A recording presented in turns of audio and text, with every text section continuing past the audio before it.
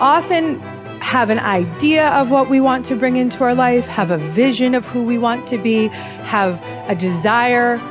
But the biggest thing that's blocking us from stepping into that truth is the belief. Now, if these negative beliefs are very strong in you, then how can you possibly create a loving, joyous, prosperous, healthy life? Somehow your subconscious beliefs would always be contradicting you and making sure you do not obtain your goals.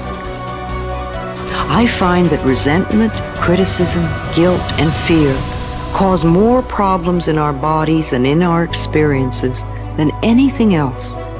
These feelings come from blaming others and not taking responsibility for our own lives.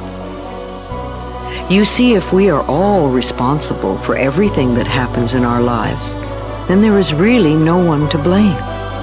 Whatever is happening out there is only a mirror of our own inner thinking.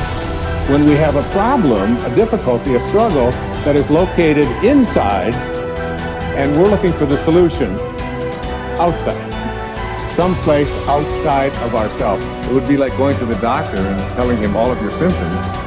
And the doctor says, oh boy, you've got a lot of symptoms. And he starts writing out prescriptions. You need a prescription for this symptom, you need a prescription for that symptom.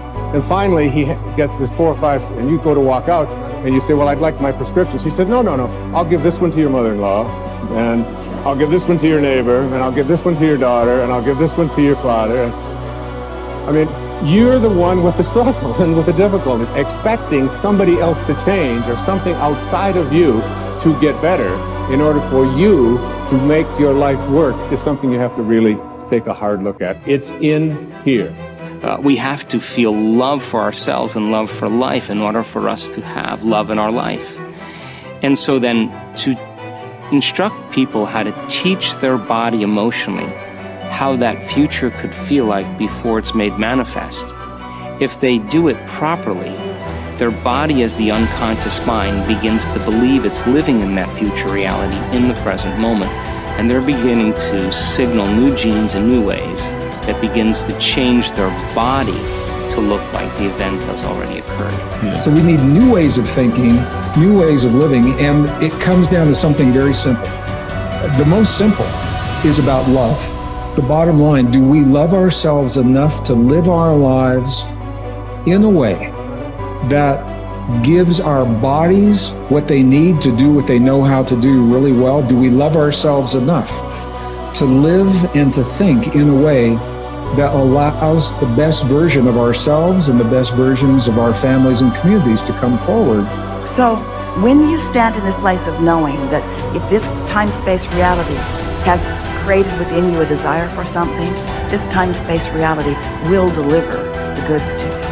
So when you stand in that knowing and then you couple it with your belief in your righteousness or worthiness to receive it. When you're putting in a wish and a desire, put it in as if you already have it. I am healthy. I am a good relationship person. I have a great job. What's that? I say, it's like I already have it. And yet most people don't have it. So they'll say, I want a great job. I want a great relationship. I want to be healthy. And I go, make a recording of those words. We just said that. I want to be healthy. Today, right now, Tuesday, we're going to make a recording. I say, now come back in 1 year and let's push the button on that recording. And we come back a year later and it says, I want to be healthy. I go, it's a whole year and you still want to be healthy? Still don't have it, right? You didn't say I am healthy. All you're emphasizing, I have a desire to be healthy. I want to be healthy. I have a desire to be healthy. And I go, you can have that desire the rest of your life. You're not going to get healthy. You want to be healthy, you say, I am healthy. But then you look and say, yeah, but in reality, I'm sick. And I go, no. The function of the mind is to take the program and turn it into reality. So if I am sick, but I put a program in, I am healthy, the mind looks, like, well, wait a second, the program is I am healthy, but the body is not healthy, so what's the function of the mind? Create health in the body. It doesn't change the program, it changes the body. And so the idea is this, every time we put a program in, it has to be as if you already have it, in spite of the fact you could be dying of cancer. I go, I am healthy. It sounds kind of weird. And I go, don't worry about it. Just put it on I am healthy, because once it is a program, the function of the mind is to manifest it as reality. That's the part. And so my little caveat, you brought it up, I'm emphasizing it, and that was simply this, that whatever you're downloading, you have to say it as if you already have it.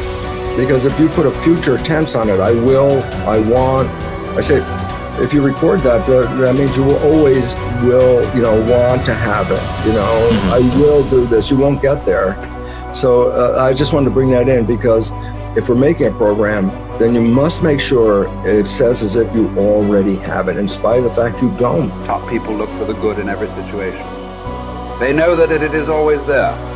No matter how many reversals and setbacks they experience, they expect to get something good out of everything that happens to them. They believe that every setback is part of a great plan that is moving them inexorably toward achieving the great success that is inevitable for them. If your beliefs are positive enough, you will seek the valuable lesson in every setback or difficulty. You will confidently believe that there are many things that you have to learn on the road to achieving and keeping your ultimate success. You therefore look upon every problem as a learning experience.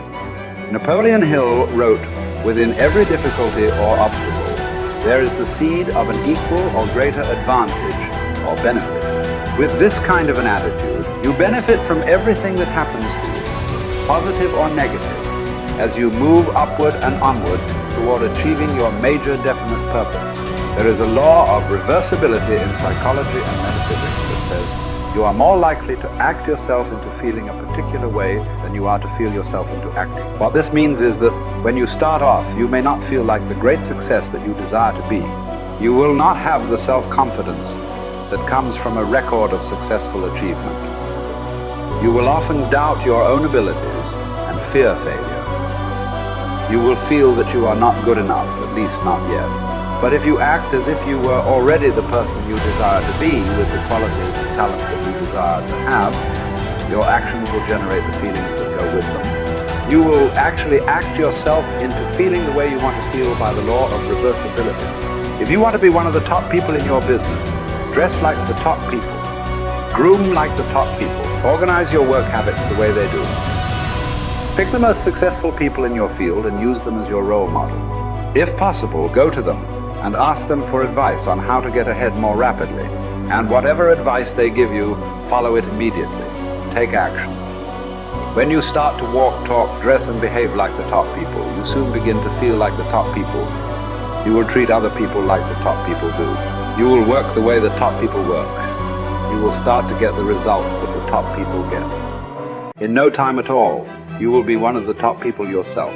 It may be trite to say fake it until you make it, but there is a lot of truth to it. Your main job in life is to create the mental equivalent within yourself of what you want to realize and enjoy in your outer world. Your focus must be on creating the beliefs within yourself that are consistent with great success you want to be in your outer world. You achieve this by challenging your self-limiting beliefs, rejecting them, and then acting as if they did not exist.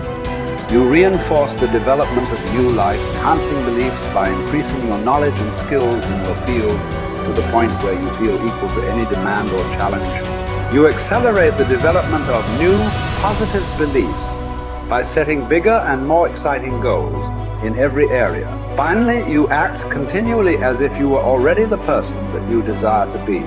Your aim is to reprogram your subconscious mind for success by creating the mental equivalent in everything you do or say. Momentum develops the mindset.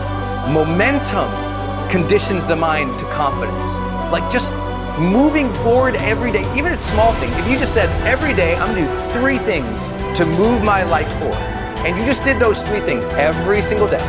Today I'm gonna do these 3 things to move my life forward. It could be sending an email, calling somebody, having that prospect meeting. It could be as simple as like, oh, okay, I'm gonna work towards this goal. I'm gonna finish this presentation. I'm gonna create this thing.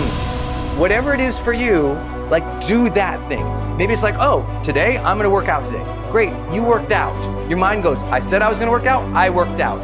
I developed a little more confidence because you were congruent with your intentions.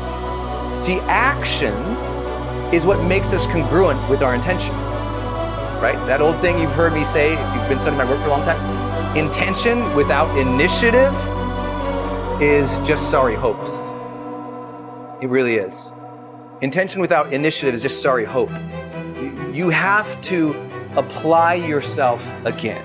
And I know you already know this. Listen, a lot of people watching this, you're already a confident person. Okay, what's the next level of action that will raise you up to the next level of success?